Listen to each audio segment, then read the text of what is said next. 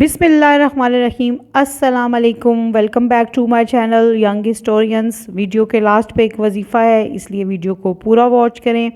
آج کے حصے میں جس طرح ہم نے کل بات کی تھی حضرت ذوالقرنین کی، اس سلسلے کو آگے بڑھاتے ہیں۔ تو ذوالقرنین نے کل میں نے ذکر کیا تھا کہ مغرب سے شمال تک، مغرب پہلے سفر کیا، پھر انہوں نے شمال میں سفر کیا، پھر وہ شمال مشرق کی طرف چل پڑے۔ تو دوران سفر وہ بہت سے لوگوں سے ملے، ایک جگہ سے گزرے جہاں پہ دو بحیرہ بہتے تھے، وہاں دو پہاڑوں کے درمیان رستہ تھا۔ تو وہاں کی جو قوم تھی وہ حضرت ذوالقرنین کی زبان کو نہیں سمجھتی تھی، اور نہ حضرت ذوالقرنین ان کی زبان کو سمجھتے تھے، نہ ذوالقرنین کا لشکر ان کی زبان کو سمجھتا تھا۔ تو وہ لوگ ایک وحشی قوم تھی، یاجوج ماجوج کی ایک قوم تھی، جس کے وحشیانہ پن سے وہ بہت زیادہ پریشان تھے۔ وہ لوگوں نے کسی نہ کسی طریقے سے حضرت ذوالقرنین کو یہ ساری بات سمجھا دی۔ انہوں نے سمجھا کہ ذوالقرنین ہمارا مسیحا بن کے آئے ہیں اور ہماری مدد کریں گے۔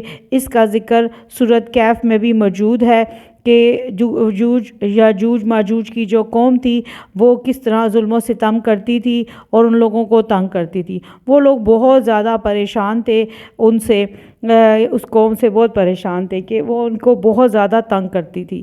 اس طرح کیا ہوا، پھر ذوالقرنین نے ایک بہت بڑی چادر منگوائی لوہے کی، جس پر تانبے کا پانی ڈالا گیا۔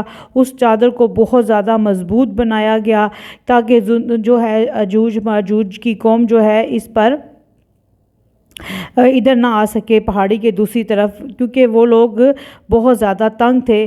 وہ ان کے ساتھ ظلم و ستم کرتے تھے، ان کو لوٹتے تھے اور کھا جاتے تھے، ان کا سامان لوٹ کے لے جاتے تھے، اس لیے وہ بہت زیادہ تنگ تھے اس سے۔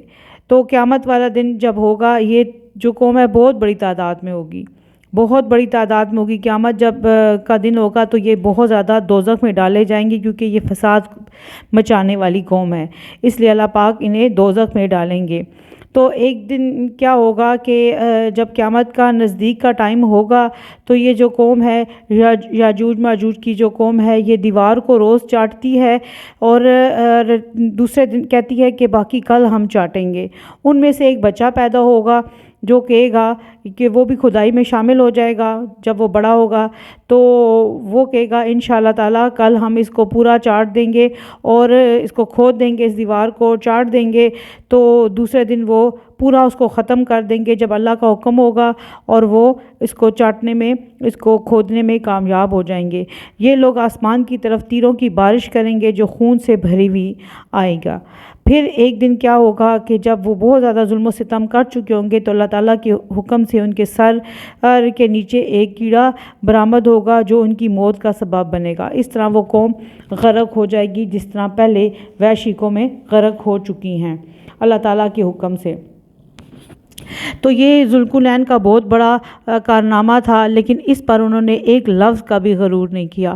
انہوں نے کہا یہ میرے پروردگار کی میرے پہ مہربانی ہے تاکہ میں نے اس قوم کو اس ظلم و ستم سے بچایا۔ تو یاجوج ماجوج کی جو قوم ہے وہ اس طرح تباہ و برباد ہو جائے گی، اللہ تعالیٰ کے حکم سے وہ فنا ہو جائے گی۔ تو وہ بہت زیادہ ظالم اور قوم تھی اور فساد مچانے والی قوم تھی۔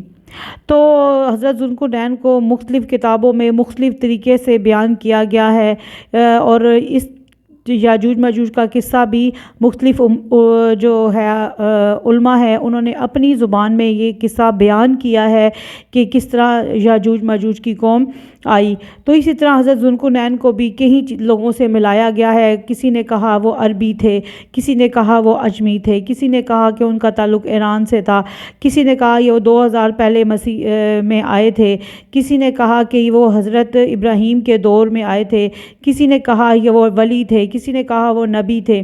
اس کا جو ہے کسی کو صحیح پتہ نہیں ہے وہ کون تھے، لیکن حضرت علی نے کہا کہ جو حضرت ذوالقرنین ہے یہ ایک اللہ کے خاص بندے تھے، اللہ کے ماننے والے تھے۔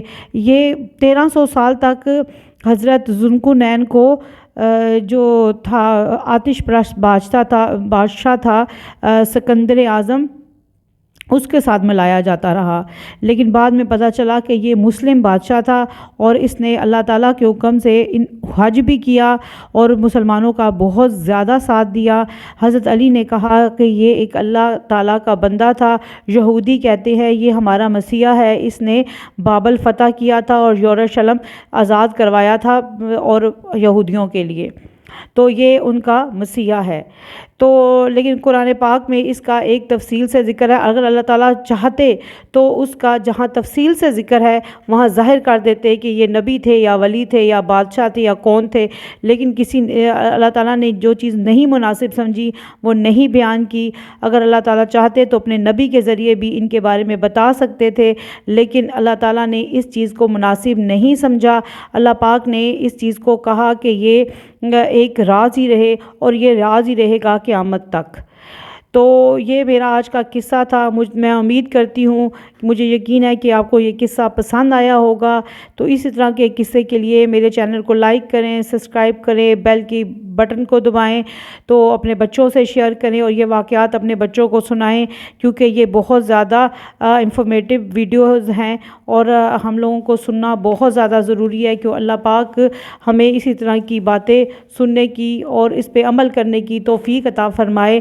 تو یہ آج کا وظیفہ ہے، تو نئے وظیفے کے ساتھ پھر حاضر ہوں گی، نئے قصے کے ساتھ کسی اور نبی کے۔ آج یہ سلسلہ ختم ہو گیا حضرت ذوالقرنین کا، تو کل کسی نئے سلسلے کے ساتھ میں آپ کے ساتھ حاضر ہوں گی۔ تو اپنا خیال رکھیے گا، لیکن میں پھر سے آپ سے کہتی ہوں کہ اس قصوں کو سنیں اور اپنے بچوں کو ضرور شیئر کریں تاکہ انہیں پتہ چل سکے کہ ہمارا اسلام کیا ہے۔ میں روز یہ بات رپیٹ کرتی ہوں آپ کے ساتھ اور میں رپیٹ کرتی رہوں گی کہ اپنے بچوں کو یہ ضرور واقعات سنائیں، کیونکہ آج کل کے جو حالات ہیں اس میں اسلام کو سمجھنا بہت زیادہ ضروری ہے، اور بچوں کو نہیں معلوم کہ اسلام کیا ہے۔ ہمیں چاہیے، ہم لوگوں کو بھی نہیں معلوم کہ ہمارا اسلام کیا ہے اور ہمارے اسلام میں کتنی اچھی باتیں ہیں اور اللہ تعالیٰ نے کس جگہ پہ کیا فرمایا ہے۔ جس طرح حضرت ذوالقرنین کا واقعہ ہے، یہ بہت کم لوگوں کو پتہ ہے۔ تو ہم اگر بچوں کے ساتھ یہ واقعات شیئر کریں گے تو انشاءاللہ تعالیٰ ہمارے بچے اسلام پہ قائم رہیں گے اور ان کے اندر بھی یہ چیز پیدا ہوگی کہ جس طرح حضرت ذوالقرنین نے ہر کسی کی مدد کی، ہر کسی مستحق کی مدد کی، اس طرح ہمارے بچے کے اندر بھی مدد کرنے کا جذبہ پیدا ہوگا، لوگوں کی ہیلپ کرنے کی۔ وہ کوشش کریں گے کہ لوگوں کی ہم کس طرح ہیلپ کریں۔ تو آپ لوگ بھی اس طرح کی باتیں فیملی کے ساتھ، فرینڈز کے ساتھ اور بچوں کے ساتھ شیئر کریں تاکہ وہ بھی اپنے بچوں کے ساتھ یہ باتیں شیئر کر سکیں۔ تو یہ وظیفے پہ عمل کریں۔ یہ وظیفے میں جو آپ سے شیئر کرتی ہوں یہ اپنے ذاتی تجربات سے شیئر کرتی ہوں، کیونکہ یہ چیزیں میں نے اپنی زندگی میں آزمائی ہوئی ہیں، ہر کسی کی زندگی میں آزمائشیں ہیں۔ تو میں آپ سے اب اجازت چاہتی ہوں، اپنا خیال رکھیے گا۔ اللہ حافظ۔